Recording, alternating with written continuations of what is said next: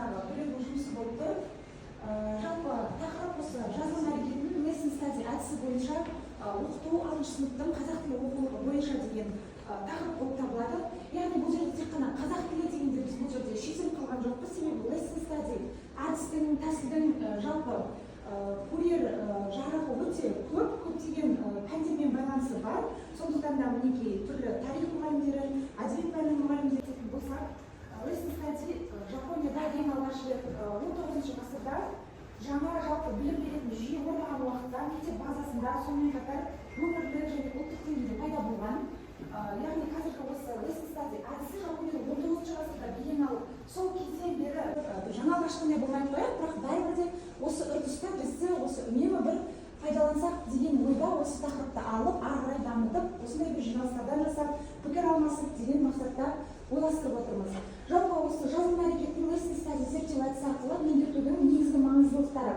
Мұғалімдер мен білім алушылар арасында кәсіби диалогты қалыптастырып дамытады. Яғни осы бір-бірімізбен коллегалар пікір алмасып, комментарий алмасып деген секілді белгілі бір мысалға. Қазіргі таңдағы негізі менің ойымша осы қазіргі Қазақстан мектептеріндегі ашық сабақтардың барлығы lesson study әдісін пайдаланады деп ойлаймын негізі. Осыны ары қарай осы жүйе бойынша дамытса, бұл өте керемет дүние болғалы жатыр. Ұжымдық мәдениетті, ынтымақтастық қарым-қатынасты қалыптастырады. Мұғалімдер мен оқушылардың білім қажеттіліктеріне назар аударылып, кері байланыс жасауға бойынша ендігі кезекте біздің 19 жалпы білім беретін мектепте 6 сыныпта жалпы 5 сынып бар екен. Осы жерден қай сыныпты таңдауға кеңес бересіздер? Өз ойларыңызды айтып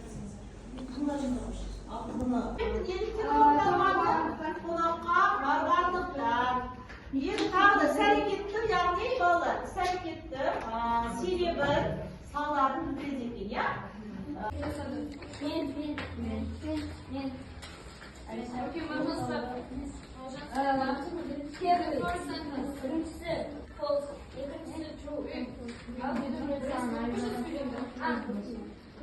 Verona is a state in the USA. No, false. Aber ihr wisst noch, ich habe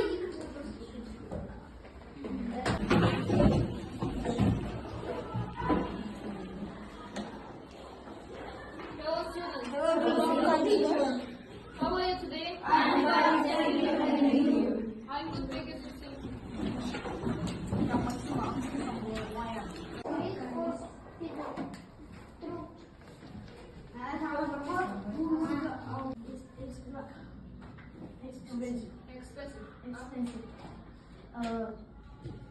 Doesn't say. Болама деп қорықтым. Келесі сөйлем. Атымды тебініп шаба жөнелдім. Үлкен әріппен бастаймыз. Үлкен әріппен қасқырдым.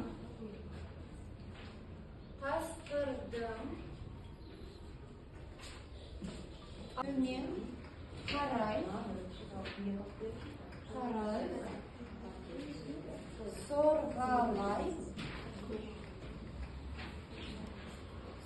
Төмен қарай сорғалай қуады. Үлкен әріппен бір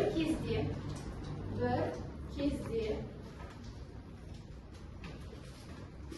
аспанда ғайып болды. Үлгеріп жатырмыз ба? Көзімнен ғайып болды. Нүкте. Қайттан оқимын. Соның тұсына барғанда қасқыр көзінен ғайып болды. Келесі сөйлем. Бір кез тұсына барғанда қасқыр көзімнен үлгеріп жатырмыз балалар? Көзімнен ғайып. Ал сөйлем аяқталды. Келесі сөйлемді оқимын. Тыңдаймыз барлығын. Соның тұсына барғанда қасқыр көзімнен ғайып болды. Ал оқимын. Үлкен әріппен соның арғы етегі ағаш. Үлкен әріппен жазамыз. Арғы етегі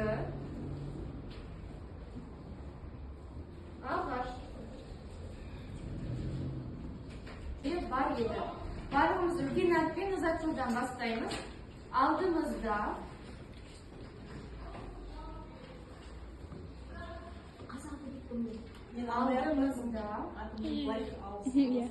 бір төбе бөлек жасады. Бір төбе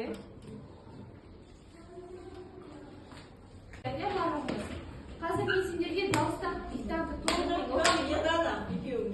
мұқият тыңдап арқау. Тақырыбы аңға шыққанда. Алдымызда бір төбе бар еді. Арғы етегі ағаш. Соның тұсына барғанда қасқыр көзімен ғайып болды. Бір кезде аспанда түйіліп айналған бүркітіп төмен қарай сорғалай қуады. Қасқырдың аузына түсіп, жазым болама деп қорықтым. Атымды тебініп, шаба жөнелдім. Қалың түріктің ішінен ата бара алмады. Жалма-жан атты қаңқытып тастады. Сыртқы түпімді шештім де, жеңіл киіммен күртті өрлей ағаштың ішіне жүгірдім. Мөлшерден қаталасқан жоқ екен. Бүркітіп шақырған жерге ентігіп жүгіріп бардым. Оның бір аяғы құстай қайыңға қадалғанда, бір аяғы қасқырдың төбесінде тұр. Қасқыр сіресіп тастып тұр. Аяғы қалай үзіп әкетілгенін білмей қалдым. Жүгіріп келген қалпыммен қасқырдың тірсегінен алдымда қындағы пышағымен ішін осып жібердім. Ал енді бастайық. Ал мен басында сөйлемді оқимын. Жазып қойды ғой, иә? Сосын дұрысымыз Оны сен жазасың, иә? Бірдей толықтырамыз, сен қатемен жұмыс бар ма сенде? Жазып қойғанда саған өткіземіз, жақсы ма? Сосын апайдың тапсырмасын орындаймыз.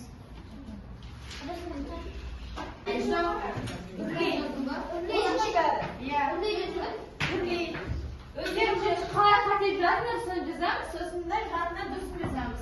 Өрлей. Солай барлығын жазып шығамыз.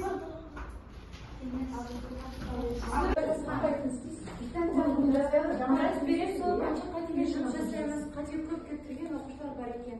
Мұхаммед деп жазасың. Осының ішіне жазамыз, қатемен жазамыз. Мен қазір қалай жазаймын? Раясына жазып. Отырылады, ішінде не бар, қалай жұмыс жасаймыз, соны мен сіздерге түсіндіріп өтейін. Ең бірінші менің күнделігім бірінші бетінде, екінші бетінде нұсқау тұр. Енді бұл жерде біз 2024, яғни осы жылғы календар, яғни күнтізбе көрсетілген. Бұл күнтізбеде жаңағыдай біз сыныбы, телефон номері, ата-анамыздың номері, бұны жазуымыздың себебі бұл біздегі жаңағы ұстаздарымызға, жетекшімізге бізге өте көмегін тигізеді. Келесі, бұл бізде тапсырмалар. Бұл тапсырмаларды біз қалай орындаймыз? Күнделікті, яғни 30 күнге, яғни бір айдың ішінде қосымша өз жеке жұмыс жасаймыз. Бұл жұмыстарды орындау барысында біз сауаттылығымызды арттырамыз. Айталық, бізде көркем шығарма берілген, менің атым Қожа повесін оқисыздар күнделікті бөліп, яғни оны біз бір айға бөліп қойдық. Соны оқисыздар, одан кейін поэма берілген, түрлі мақал мәтелдер жазуға арналған, яғни жазба жұмыстары, оқу жұмыстары сіздерге берілген. Мұны күнделікті орындау барысында сіздер өз сауаттылықтарыңызды дамыта аласыздар. Және де күнделікті орындаған сайын өздеріңіз белгі қойып отырасыздар. Бұл бізде қандай пәнде қиындық туындайды? Яғни біз өзімізге пән атауын жазып қоямыз. Яғни маған тарих пәні қиын болуы мүмкін, ағылшын пәні қиын болуы мүмкін. Соны жазып қоямыз. Одан кейін пән туралы сіздің ойыңыз қандай? Соны жазасыздар. Мен салам тарих пәнін жақсы көремін. Мен ағылшын пәнін жек көремін. Себебі осылай деген сияқты өз ойымызды жазамыз. Одан кейін қандай мәселе туындады? Тарих пәнінен сізде қандай мәселе туындауы мүмкін? Соны жазасыз. Одан кейін және де сол мәселенің алдын қалай шешесіз? Яғни сізде мысалдан ұстазыңыз ұнамауы мүмкін. Не болса тарих сізге өзіндік жаңағыдай ақпараттардың көптігінен ұнамауы мүмкін. Соның шешімін сіз қалай шешер едіңіз? Сіз өз ойыңызды осылай жазасыз. Ол сіздің кері байланысыңыз болып есептеледі. Яғни сіз бұны толтыру арқылы біз сізбен жеке жұмыс жасай аламыз. Келесі бұл мұғаліммен жұмыс, яғни сіздер тақырыптарды жазып қоясыздар. Қандай тақырыптар туындады? Жаңағыдай пән бойынша тарих пәнін таңдасаңыздар, тарих пәнінен, не болмаса қазақ тіл пәнінен тақырыптарды жазасыздар. Яғни ол тақырыпты меңгергендігіңіз, я болмаса меңгермегендігіңіз туралы белгілерін қоясыздар.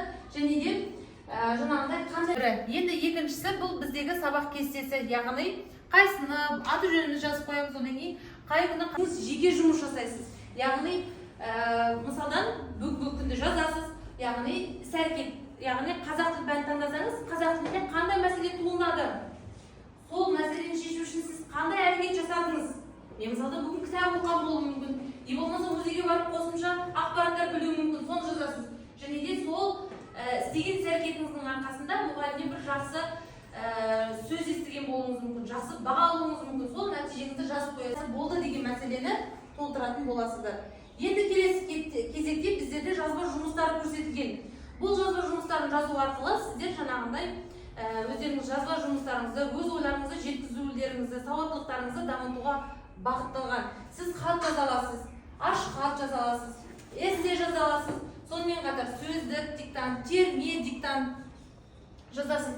Ең соңында жаңағындай менің түйгенім, яғни сабақ барысында бір жыл бойында сіз нені түйіндедіңіз, нені түсіндіңіз, соны жазатын боласыздар. Ал ұстаздан бірер сөз, сіздің осы бір жыл бойында сіз қандай іс-әрекет жасағандығыңыз туралы, сіздің талпынысыңыз, еңбегіңіз жөнінде ұстаздан сізге жаңағындай негізгі ақпарат беріледі. Бұл жерде жеке күнделік. Жеке күнделікте не көрсетілген? Жеке күнделікте сіздің жаңағы әр күніңіз жайында, негізгі сабақ барысында болсын, жеке өміріңізде болсын, негізгі ақпаратты жаза аласыз. Яғни күніңіз қалай өтті, ең қызықты күніңіз, немесе ең жаңағындай қиындыққа толы болған жаңағыдай мұңлы күніңізді жазып қоясыз. Бұл сіздің жаңағы сынып жетекшіңізбен жеке жұмыс болып есептеледі. Бұған сіздерге арнайы парақтар көрсетілген. Бұл арқылы сіздер мұғаліммен, пәнмен жеке жұмыс жасай алатын боласыздар. Алдағы уақытта біз осы күнделікпен жұмыс жасап, өз сауаттылығымызды дамытатын боламыз.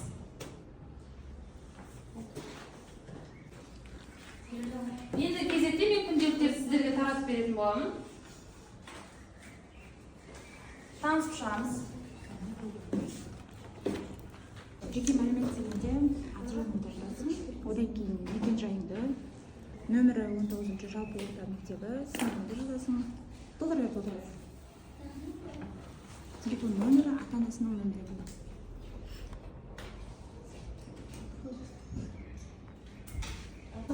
Бұл жерде пән қай пәннен қиналып жатыр? Сол мысалы тарих па, ағылшын соны біреуін жазасың, мысалы мұнда. Қай пәннен қиналып жатыр? Аха, тарих деп жаза ғой. Иә?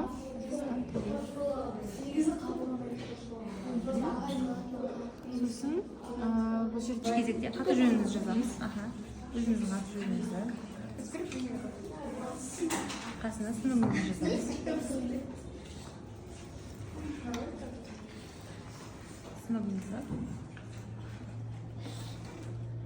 Енді сабақ кестесін толтырыңыз. Дүйсенбі күніңізде қандай сабақтар бар еді?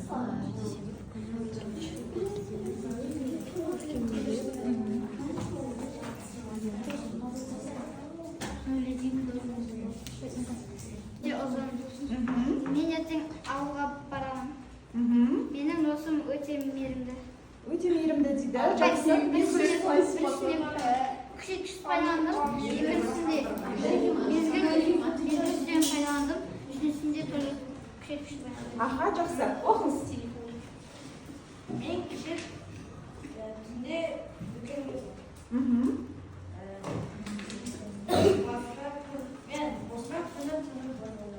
Мен босқа Мекен түшік.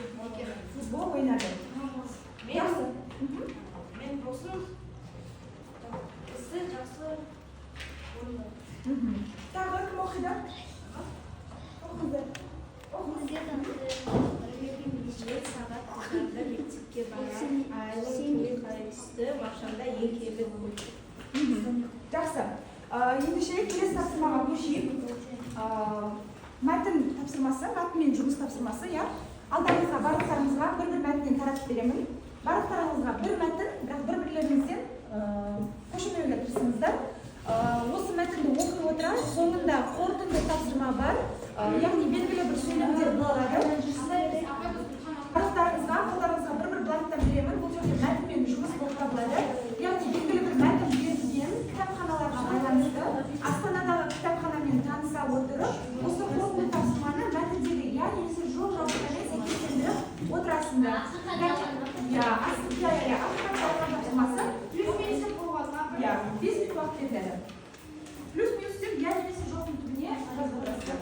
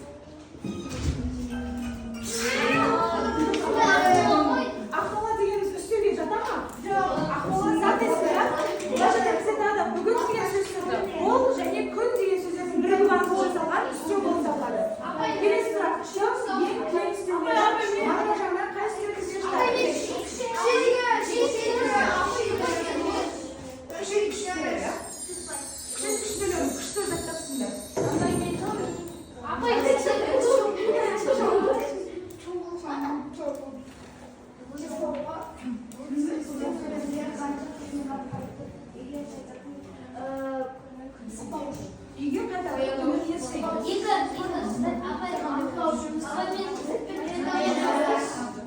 Кім айтты бірінші баяндауыш деп? Кел. Үйге қайтатын күнім ертең. Дұрыс па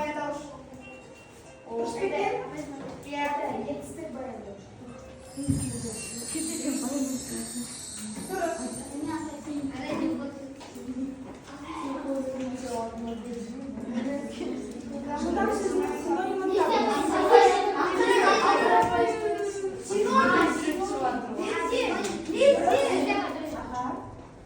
антоним деген сөз синоним емес, мағыналас.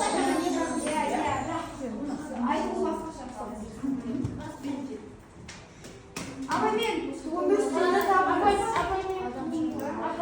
Кел. Қайсы деп аласың?